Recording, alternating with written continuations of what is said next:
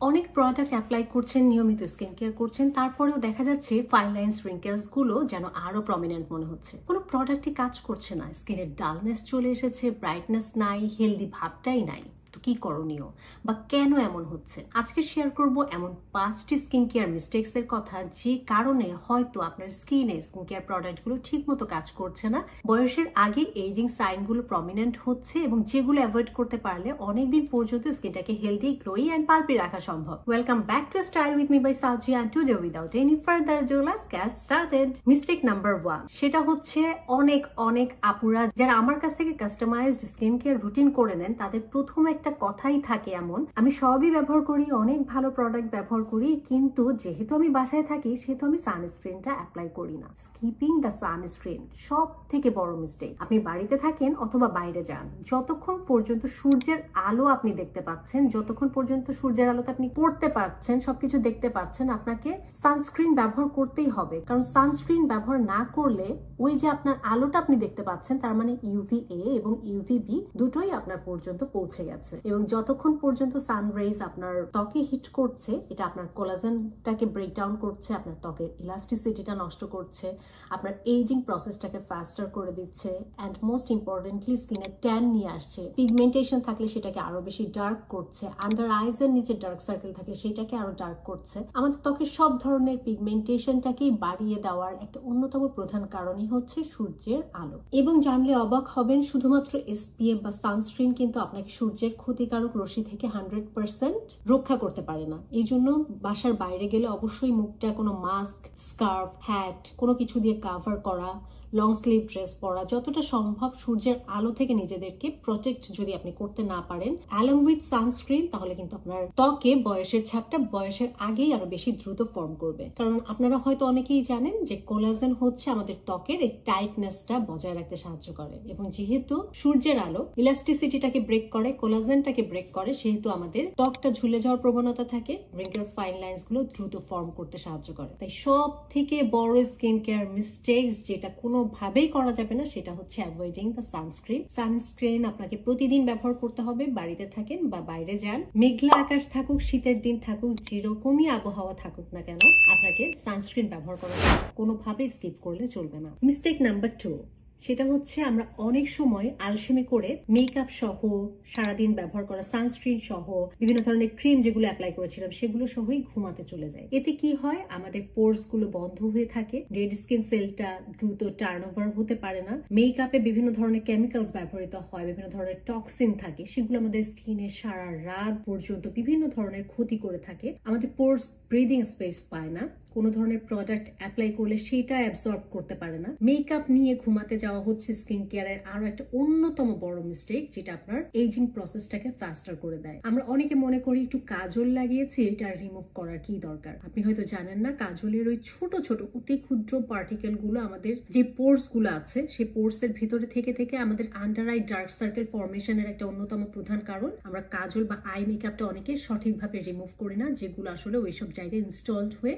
Under eye dark সার্কেলটা আরো increase করতে পারে। মাস্কারা, কাজল, আইলাইনার, বিভিন্ন ধরনের আই মেকআপ, বিভিন্ন ধরনের ফাউন্ডেশন, কমেটোজেনিক কোনো সানস্ক্রিন হলে এগুলো অবশ্যই রাতের বেলাতে ঘুমাতে যাবার আগে রিমুভ করতেই হবে, এর কোনো বিকল্প নাই। আর যদি আপনি মনে করেন আমি মেকআপ করি না, সো আমার রাতে মুখ ধোয়ার কি প্রয়োজন, আপনি সানস্ক্রিন ব্যবহার করছেন, আপনি ক্রিম ব্যবহার করছেন, বাতাসে থাকা অসংখ্য ধুলাবালি আসছে, আপনার ত্বকে খুব ন্যাচারাল অয়েল প্রডিউস হচ্ছে, সবকিছু মিলিয়ে আপনার পোর্স কিন্তু বন্ধ হয়ে থাকছে। রাতে ঘুমাতে যাওয়ার আগে ফ্রেশ একটা স্কিন নিয়ে ঘুমাতে যাওয়াটা হচ্ছে এজিংটাকে স্লো ডাউন করার একটা অন্যতম বেস্ট প্র্যাকটিস। এটা যে যত সুন্দর করে করতে পারবে, নাইট টাইমে একটু সময় নিয়ে স্কিন কেয়ার করতে পারবে, তার স্কিনটা তত বেশি লং রানে কিন্তু ভালো থাকবে। মিস্টেক নাম্বার 3 হচ্ছে রং প্রোডাক্ট সিলেকশন। সব থেকে বড় স্কিন কেয়ার প্রবলেম। আপনি বুঝতে পারছেন না আপনার ত্বকের জন্য কোনটা প্রয়োজন, আপনি ব্যবহার করেন না, তাতেও আপনার এত ক্ষতি হবে না। আপনি রং প্রোডাক্ট সিলেক্ট করলে আপনার ত্বকে যতটা ক্ষতি হবে। আপনার ত্বকে কেমিক্যাল এক্সফোলিয়েশনের প্রয়োজন নাই, আপনি তারপরেও ব্যবহার শুরু করলেন। আপনার ত্বকে যেই পার্সেন্টেজের দরকার আপনি তার থেকে উচ্চমাত্রা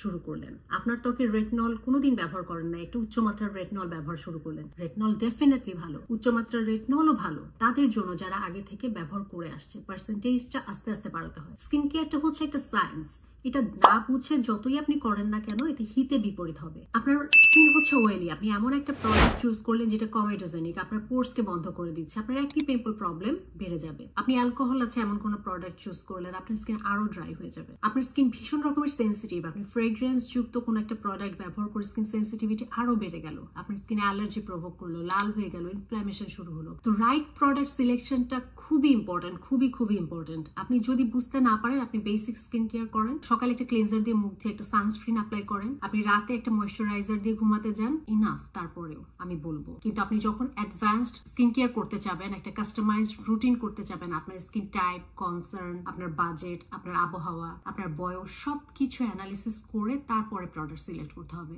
আপনি না বুঝলে ব্যবহার করেন না, সেটাও ভালো, কিন্তু না বুঝে ভুল প্রোডাক্ট অ্যাপ্লাই এর মাধ্যমে কিন্তু স্কিনে ক্ষতি হতে পারে, ব্যারিয়ার ড্যামেজ হতে পারে, স্কিন কোষ ক্ষতিগ্রস্ত হতে পারে, এটা আপনার এজিং প্রসেসকে আরো ফাস্টার করে দিবে। মিস্টেক নাম্বার 4 হচ্ছে ওভার এক্সফোলিয়েশন। আমরা মনে করি এক্সফোলিয়েশন করলে যেহেতু সফটার, স্মুদার, ব্রাইটার স্কিন পাওয়া সম্ভব, তাহলে আমরা প্রতিদিনই কেন এক্সফোলিয়েশন করি না? প্রতিদিন করলে আমরা বেশি সুন্দর হয়ে যাব, বেশি ব্রাইট হয়ে যাব। Wrong concept. আমাদের ত্বকে এত পরিমাণ ডেড স্কিন সেল তৈরি হয় না যেটা প্রতিদিন অপসারণের প্রয়োজন। প্রতিদিন যদি আপনি এটা করেন, সেটা হয়ে যেতে পারে ওভার এক্সফোলিয়েশন। তখন মৃত কোষের সাথে সাথে আপনার যে ভালো কোষ, সেগুলো নষ্ট হয়ে যাবে, সেগুলো ড্যামেজ হয়ে যাবে, স্কিন ব্যারিয়ার নষ্ট হয়ে যাবে। এবং স্কিন ব্যারিয়ার নষ্ট হয়ে যাওয়াটা হচ্ছে ত্বকে বয়সের ছাপ পড়ার প্রথম এবং প্রধান কারণ। স্কিন ব্যারিয়ার যত মজবুত থাকবে, শক্ত থাকবে, প্রোটেক্টিভ লেয়ারটা যত বেশি স্ট্রং থাকবে আপনার স্কিন, তত বেশি দেরিতে বয়সের ছাপ পড়বে। এই ওভার এক্সফোলিয়েশন কিসের দ্বারা হতে পারে? কেমিক্যাল এক্সফোলিয়েশন, খুব হাই পার্সেন্টেজ, যেটা আপনার ত্বকের প্রয়োজন নাই, আপনি ব্যবহার করছেন, ওভার এক্সফোলিয়েশন হতে পারে। আপনি কেমিক্যাল এক্সফোলিয়েশন প্রতিদিন যদি ব্যবহার করেন, আপনার প্রয়োজন নাই, ওই পার্সেন্টেজ প্রতিদিন ব্যবহার করা যাবে না, আপনি করছেন, ওভার এক্সফোলিয়েশন হতে পারে। আপনি এমন কোনো হার্শ কেমিক্যাল যুক্ত ফেস ওয়াশ ব্যবহার করছেন, আপনার একনি পিম্পল আছে, আপনি শুনেছেন এই যে BHA যুক্ত, স্যালিসিলিক অ্যাসিড যুক্ত ফেস ওয়াশ ব্যবহার করলে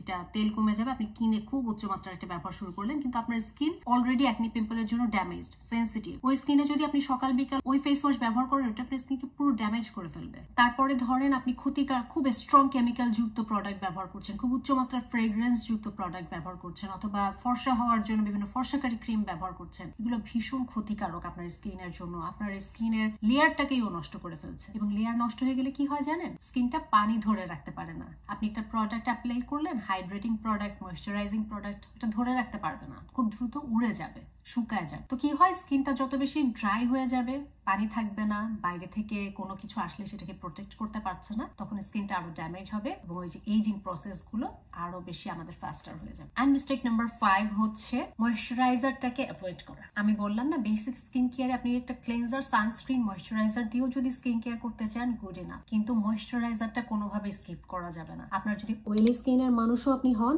আপনাদের জন্যও বিশেষ ময়েশ্চারাইজার আছে, jail based, oil free, non comedogenic, সেই ধরনের একটা ময়েশ্চারাইজার কিনা অবশ্যই রাতের বেলাতে ব্যবহার করতে হবে। একটা ভালো ময়েশ্চারাইজার প্রত্যেকটা মানুষের ব্যবহার করতেই হবে, কারণ প্রত্যেকটা মানুষের স্কিনের হাইড্রেশন প্রয়োজন হয়, যেটা কিনা ওই যে পানি বলেন, ভ্যাসলিন বলেন, এগুলো দিয়ে আসলে ফিল আপ হয় না। রাতের বেলায় দীর্ঘক্ষণ একটা রেস্টোরেশন টাইম পায় আমাদের ত্বক, তখন একটা হিলিং প্রসেস হয় এবং অ্যাবজর্পশন রেটটা বাড়ে। রাতের সময়টাকেই ধরা হয় হিলিং পিরিয়ড। ওই সময়টাতে একটা ভালো ময়েশ্চারাইজার অ্যাপ্লাই করতে পারলে দীর্ঘদিন ত্বককে ভালো রাখা সম্ভব। এখন যাদের বয়স কম, তারা ইনভেস্ট করতে পারেন যেগুলোতে সেরামাইড আছে, হাইলোরনিক অ্যাসিড আছে, এই ধরনের ময়েশ্চারাইজারে। যাদের ত্বক একটু ম্যাচিওরড, বয়সের ছাপ পড়তে শুরু করেছে, রিঙ্কেলস, ফাইন লাইনস ফর্ম করতে শুরু করেছে, তারা আরেকটু ভালো মানের ময়েশ্চারাইজার ইনভেস্ট করতে পারেন, যেগুলোতে রেটনল আছে, ভিটামিন সি আছে, বিভিন্ন ধরনের ভিটামিন ই আছে, এমোলিয়েন্ট আছে, এই ধরনের ময়েশ্চারাইজারে। যাদের একনি পিম্পল আছে, তারা ইনভেস্ট করতে পারেন জেল বেসড বিভিন্ন ধরনের ময়েশ্চারাইজার, যেগুলো স্কিনকে ঠান্ডা করবে, সুদ করবে, আরাম দিবে, আপনার স্কিন ব্যারিয়ারটা,